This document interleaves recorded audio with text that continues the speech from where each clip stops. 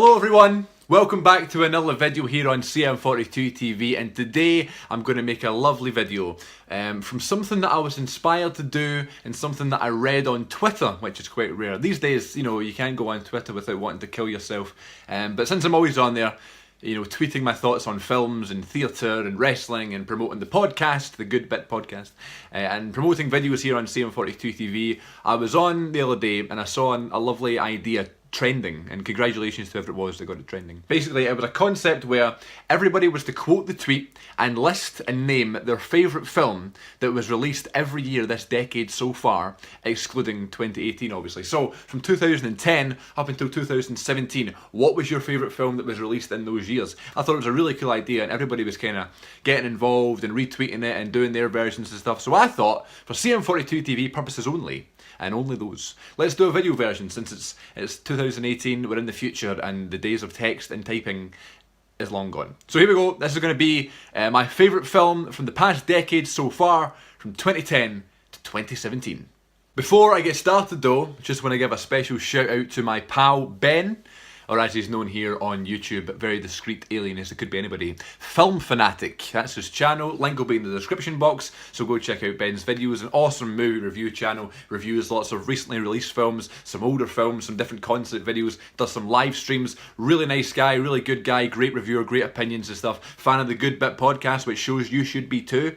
And yeah, I love his channel, I think it's great, and he's a good friend of mine as well, so make sure you go check out Film Fanatic here on YouTube, link in the description box. Check out his channel for passionate, charismatic, enthusiastic film reviews. Check out Film Fanatic. So let's get on with the video.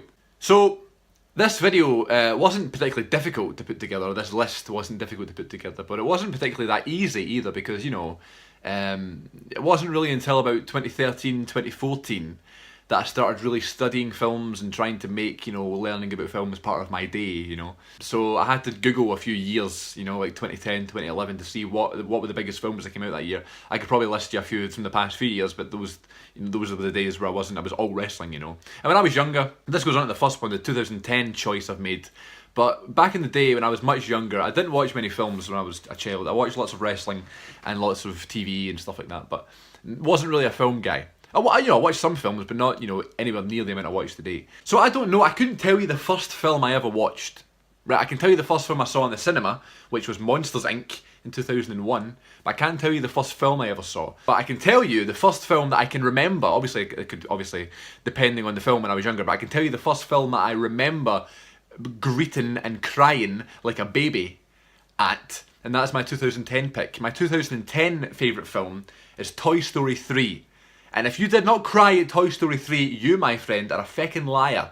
Because Toy Story 3 is one of the most beautiful films ever made. It'll go down in history as one of the best animated films ever. So will the whole series. A perfect way to end the trilogy. And then, of course, they're making a new one soon, which I don't know how that'll be. I'm sure it'll be great. But, you know, you have these sort of doubts about these things, especially when it's such a perfect trilogy. But I'm sure in 2009, when you heard there was a new Toy Story coming out, you were about, oh, I don't know. And it ended up being arguably the best one.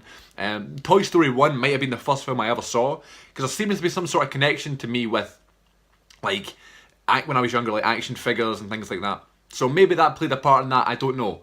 Wanting to be Woody and Buzz and stuff, I don't know. But I love the whole trilogy, but Toy Story 3 was my favourite film of 2010, because I remember bubbling like a baby, just how beautiful it was. The sad moments, of course, as you remember, with the big pink bear, which I can't remember the name of for some reason at this point. But I think Toy Story is so iconic that you kind of forget the star-studded cast that it has. Tom Hanks, Tim Allen, and all these great names. You forget that, you know. It's Toy Story, and that's the sign of a great animated film, that, you know, you don't even realise the voices are so famous, you know. So Toy Story 3 is my favourite film of 2010. 2011 was a weird one because I don't remember watching any films in 2011. But my choice for my favourite film is going to be Rise of the Planet of the Apes. And this was a controversial one because I only watched it for the first time last year. I didn't watch it in 2011, that I remember anyway. And I think it's the best one of the trilogy. I watched the previous two before seeing War for the Planet of the Apes in 2017, which I also thought was awesome. But this one's definitely the best one, arguably one of the best films ever made in my opinion. And at the start of this year, I made a video called The Top 15 Films That I Watched for the First Time in 2017. And Rise of the Planet of the Apes was up there, the top 3 or something.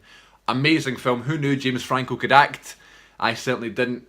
Such a beautiful film. It's not too long either. It's the relationship between a man and a pet, but then later doesn't really become his pet. It's more of his best friend that he just wants to be happy, but he can't because he's a wild animal. Just a brilliant film. It's so great. It's part of one of the greatest trilogies ever. Almost said the greatest, not the greatest, but an amazing film, and I highly recommend it. It's my 2011 choice for my film of the year from 2011. So in 2012, the only film that I can remember caring about, or anybody else caring about, was The Dark Knight Rises, because it was the biggest film in the world when it came out in July 2012. I remember it quite vividly. I was in Centre Parks when it came out, and but that's not my choice. That was the first thought I had, but I've decided to go with Moonrise Kingdom, the Wes Anderson film. Now, okay, everything goes back to wrestling with me, so I've got a wrestling story for this one. So, I think the best wrestling matches, or how you can discover a great wrestling match from an okay wrestling match, is if you just start and it's just on, the match is just on, and as it goes on, you kind of go and you get more interested, and by the end you're glued to the TV, you're up on your feet, you're screaming, whatever, That's how you discover a great wrestling match. It's the same with films. So whenever I watched this film for the first time, Moonrise Kingdom, I think it was 2015 or something, I just watched Grand Budapest Hotel, and I just watched Fantastic Mr. Fox. And I was like, okay, I'll just put on another Wes Anderson film and go on the laptop or whatever. And I think I had watched it a little bit prior to this, but not the full way through or whatever. You always have those moments. I knew it was good and stuff. I knew I could just have it on. So I was editing videos and writing an essay or doing whatever I was doing. And then by the time the film was over, I had completely forgotten about everything on the laptop and everything I was writing and everything that had gone on that day. And I just fallen in love with these characters. And the cast, again, I said it with Toy Story earlier, you forget the casts in these films. Wes Anderson, I don't know how he does it. He just gets the biggest and best casts ever. For all of his films, the animated ones, I can't wait to see Isle of Dogs. I've probably seen it by the time you see this video, but I'm going to see Isle of Dogs hopefully this weekend. And that's another ridiculous cast as well. This one, you got Bruce Willis, Edward Norton, Lucas Hedges, Tilda Swinton, Frances McDormand, so many. Plus the two youngsters that are the leads, Ridiculous. And it's such a beautiful film, and that's why I fell in love with Moonrise Kingdom, and that is my choice, my film of the year for 2012. 2013 now, and I can actually show you this because I have it in my collection now, which is nice. Okay, so 2013 was a weird one. I'm going to make you all feel very old here. I didn't turn 18 until 2015. Yeah. So in 2013 I wasn't 18 yet, but somehow I managed to see this film, The Wolf of Wall Street. Now I'm sure this is going to be, everybody's one of the most popular films on this sort of list for 2013, one of the biggest films of the year, and this is some people's #1 favourite ever, and it's my favourite from that year. And I'll tell you what, there was some competition in 2013, but this one is my choice because, as I said, when you're not 18 and you get to see an 18 film, it's quite, you feel quite rebellious and you feel quite, lucky that you get to do it. I couldn't, maybe back in 2013 is when I started really sort of thinking about films and stuff, and you know the name of Leonardo DiCaprio, of course you do, but I've never seen Titanic, I've never seen all the other classics of DiCaprio. I've seen some of them, of course, but and The Revenant wasn't out yet and stuff, so when I saw this film, it's kind of like the first time you go, holy shit, Leonardo DiCaprio is one of the best actors in the world, maybe of all time. And the performance in this film with other guys like Matthew McConaughey and Jonah Hill and Margot Robbie, just amazing. The soundtrack's great. The monologues he has in this are just fantastic. The story's great, the writing's great. It's based on a true story, essentially, with a few things tweaked, of course. And when you're that age, when you're 16, and there's boobs and there's alcohol and loads of swearing and stuff, you can't help but be attached to this amazing film. And all your friends are talking about it, and this is an awesome steal because I got this for my birthday one year. So yeah, there you go. My 2013 choice is The Wolf of Wall Street for obvious reasons. 2014, Boyhood. One of my favourite films of all time. It is done by Richard Linklater, who is arguably my favourite director. And so I've only seen this film 3 times since it came out in 2014. And I feel like if you see a film over and over and over again, you could potentially get sick of it. Depends what the film is. If it's something like Star Wars or something, you're never going to get sick of it. But I thought maybe you might get sick of this if you watch it over and over and over again. So I've watched it 3 times, spread out since 2015, where I watched this for the first time, but it came out in 2014. First time I watched it, it's just because I heard about it, I wanted to see it. And I'm not a big fan of long films, so I thought this does have a bad comment. I would say it's a bit too long, but I loved the idea of what they were trying to do, over the 7 years and stuff, and seeing a boy grow up. So that's why I watched it in the first place. Then the second time I was going through a sort of Ethan Hawke phase. I'd watched the Before trilogy and I watched Sinister and things like that. So I thought I would go check out Boyhood. And then the third time was just because I remember it being one of my favourite films, and I related so much to the smaller parts of the film. Luckily, I've never had any family issues, and you know, my parents have never fallen out and things like that, you know. But when I first saw this in 2015, I was just turning 18. You know, I was just going to college and leaving school and discovering all these things, just like, you know, what's his name? Eller Coltrane's character's doing in this film, you know. So it was kind of like, it's a coming of age film, obviously, because you're watching it over time, but it's kind of like, for me as well, I was relating to some of the things, like in the 2005 section, they're talking about Revenge of the Sith. You know, what would you think they'll ever make a new Star Wars film? And knowing in 2015 there was a new one coming out, it's kind of bizarre to see, you know, and surreal. The 2006 portion, they're singing High School Musical songs. That was me, you know, I was a huge High School Musical fan, still am, but back in 2006, it was life, you know. So, only thing that's missing is wrestling. If there was wrestling in this film, top 5 ever. But yeah, brilliant stuff. I love the performances. I know they're kind of, you know, they can be slated sometimes, not great, because they're not, you know, world-renowned great actors. But Ethan Hawke's great. I thought Pat Arquette was good. Ella Coltrane was good. Richard Linklater's daughter's in this as well. Great film. Just absolute masterpiece. I could talk about it for another 10 minutes, but I actually want to watch it again after talking about it, and I think I will. So yeah, Boyhood, 2014. And in 2015, there was one film everybody was talking about, and that everybody was looking forward to and was anxious about, and then once they'd seen it, couldn't help but hate it but love it at the same time. And it is arguably my favourite film of all time, The Force Awakens.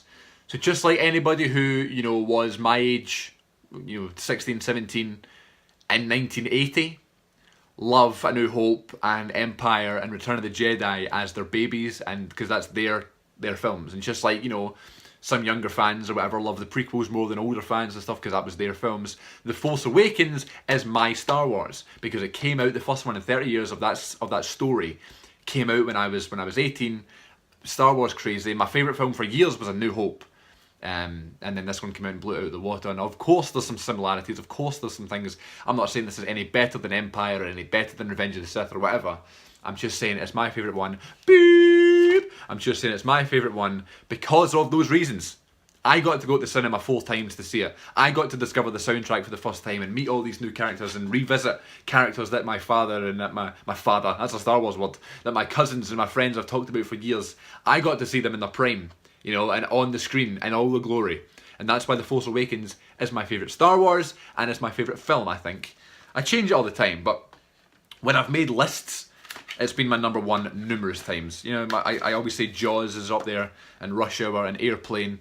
But in my top 5, I've always got Force Awakens and A New Hope. So 2 Star Wars films in my top 5 ever, you know. So, yeah, there's no question.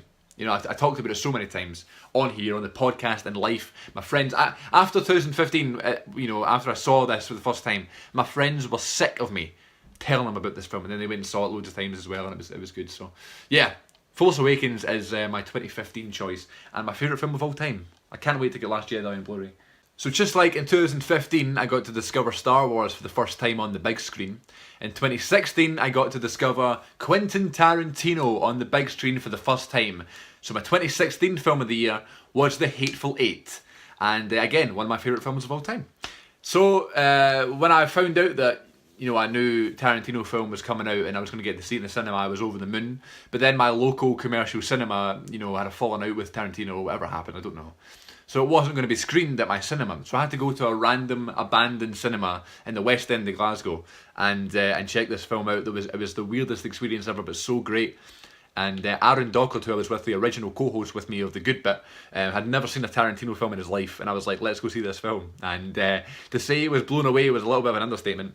So in like 2013, 2014, I discovered Kill Bill and Reservoir Dogs and Pulp Fiction and Django. And you're like, oh my God, who is this person bringing these films into my life? You can't get any more Tarantino than this. It's an absolute masterpiece. Yes, it's 3 hours long, but it does not feel like it. And if that's the case, you know, then that's got to be an amazing film. And if you can sit there and watch the same characters for that long, it's a masterpiece. Of course it is.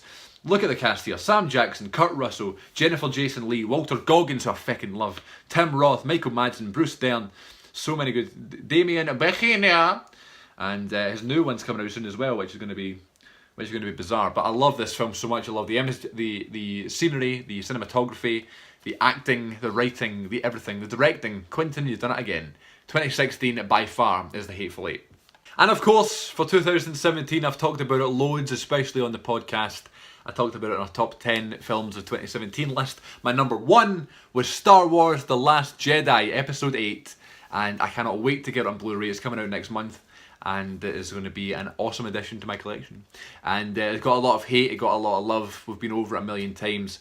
But the fact that you can just get lost into Star Wars and it doesn't matter about anything else in the world ever at that moment, and you're in a different world watching Star Wars, it's all you can ask for as a film fan. And since it's my favourite genre, it's my favourite series ever, my favourite saga, you know, it doesn't matter what they do. The solo film that's coming out in a few months, the trailers looks a bit iffy, but I'm sure I'll love it, you know. I'm sure it will be in my top 10, if not my number 1. But I don't know, man. It's just, Star Wars is the best, and I could watch Star Wars if I was sick, if I was ill, if I was happy, if I just got the best news ever, if I was dying, you know. Star Wars just makes the world better. And the fact there's a new one with new stuff you can learn about, with new characters and new parts of the story and new developments, whether it progresses in story or not, or whether some things don't make sense or whatever, does it really matter? It's Star Wars! And yes, they do make sense, and yes, the characters are good, and there is development and progression in the characters and the story, so don't give me your crap. But anyway, yeah, I loved The Force Awakens, just the greatest ever. But then I loved The Last Jedi almost as much, you know, and I loved Rogue One as well. So Rogue One was almost my pick for 2016, but I thought I can't have 3 Star Wars films. So yeah, my close second in 2017 was Baby Driver, and I loved Detroit as well. But nothing rivaled The Last Jedi in my opinion. So there you go. There's my favourite film of every year of this decade so far, and what other classics will this decade bring? We'll find out. I'm looking forward to seeing what my number 1 of 2018 will be so far. I think it's 3 Billboards. I think so. I think 3 Billboards is my current winner. But as I said, I'm going to see Isle of Dogs this weekend, hopefully, and I'll report back on that. But yeah, until next time, folks, thank you very much for watching. Remember to check out Film Fanatic, Ben, link in the description box, and you can follow me on Twitter at Cm42TV. You can follow the podcast on Twitter at The Good Bit Pod, where you can find new episodes on iTunes and Podomatic.com. But you can also find back episodes, classic episodes, and video exclusives here on Cm42TV. So subscribe for more. And until next time, thanks very much for watching, and I'll see y'all later.